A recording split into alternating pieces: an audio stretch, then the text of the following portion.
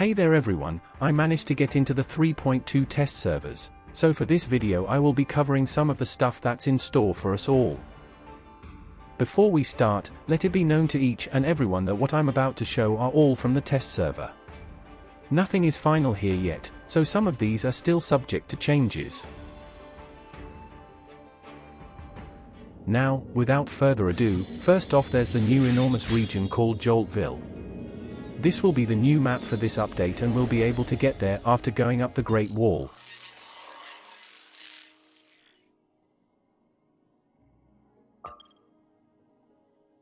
In this new region there will be a different type of field energy. This right here is what we're going to use in order to upgrade the statues in Joltville. So if you already maxed out your statues in Ignisville, there's really no need to gather the purple field energies over there anymore. Similar with the previous region, you can collect blue field energies through exploration of the overworld. You can also get them from opening Tai Chi chests, which in this new version can now be opened with multiple signet chips. Be advised though, that in order to get blue field energies you must open chests on Joltville. Opening chests on Ignisville will still give you the purple ones, so beware of that.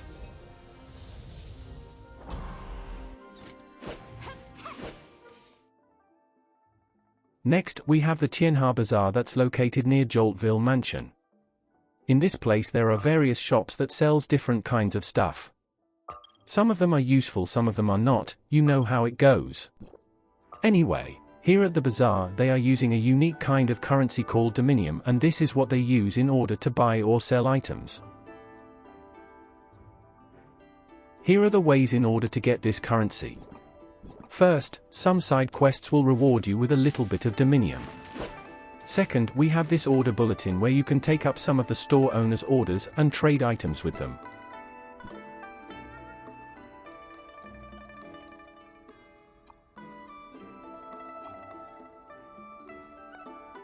Once a trade has been completed, you can go over to this shop and check if the item that you got from the exchange is on his purchase list.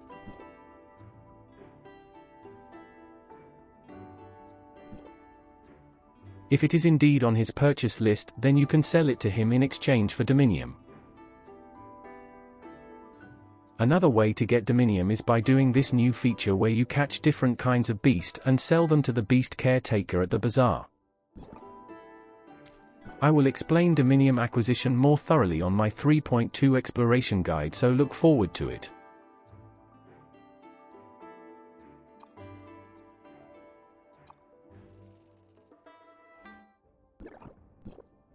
Moving on, we have the additional 4th and 5th relic slots, which is kind of nice to have, since we won't have to switch out our exploration relics anymore when we want to go exploring.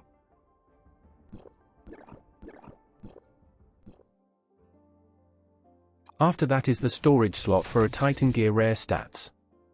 In order to unlock a slot, you need to buy this item called Equipment Amplifier using dark crystals.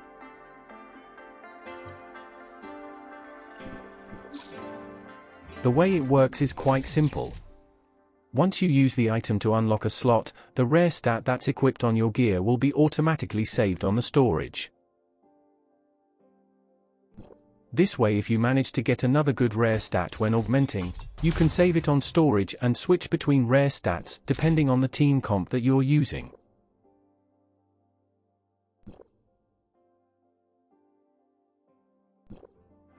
Next, we have this one more new thing on shop called Illusinator. What it does is it refreshes the boosted weapons on Bygone Phantasm. This one costs dark crystals as well. You can use it before entering the instance and also before starting a stage.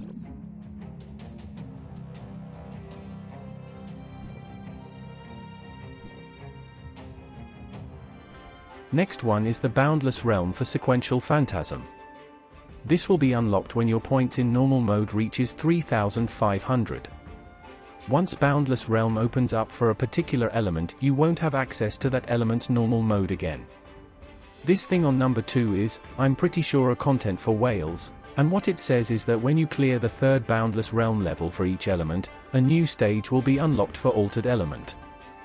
Each mode have 5 levels and a reward will be given when the stages are cleared. These rewards won't reset and can only be claimed once. The rewards are consumables that will permanently increase our base stats. Source shots will increase our HP by 1200, and power shots on the other hand will increase our attack by 25.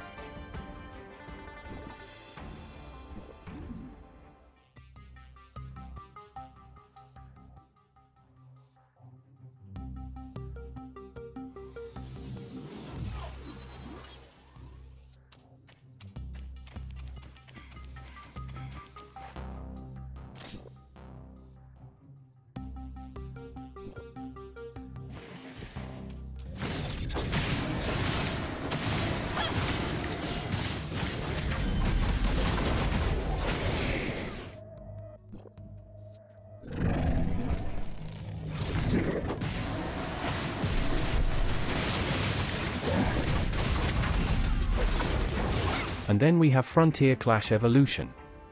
They made a few changes here, and now once you enter the mode, all of your weapons will be automatically advanced to max stars, plus all of your equipped matrices will have an additional 1 star.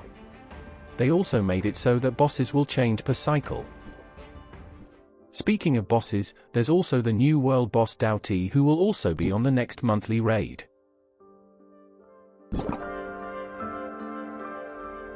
Time to check PvP. I've heard that more balancing was implemented here, but since I haven't tried it, I can't say for sure. A quick peek on store also shows that the items here remain unchanged for the time being. Alright, let's proceed to the new mounts. There's this floating bubble, and I believe there's also the ox mount, which is nowhere to be found over here. But for what it's worth, the materials required to craft it can be acquired by maxing out the statues on Joltville. On to the next one, which is Molinia's skin. That's probably going to be available anytime within this patch.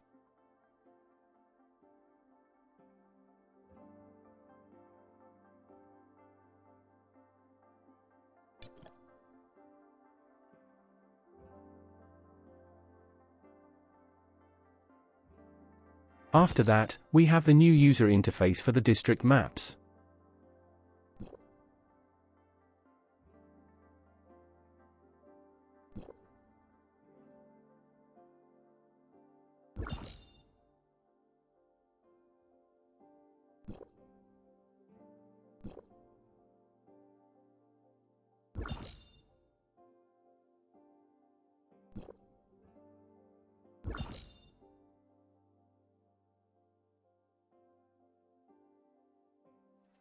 Speaking of the overworld, I hope you guys are ready to do more hill climbing, because Joltville is just full of freaking mountains. Yet another day to thank Rubilia's Lost Art for all the services that it's done. Always make sure that you have your speed walkers, jetpack and cybernetic arm on your relic slots, because you're going to need it like most of the time.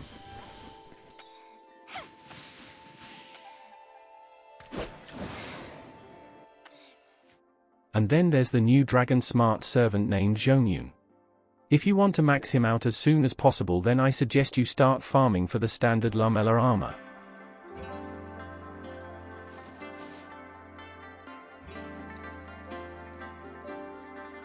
Second to the last on the list is the new in-game camera features.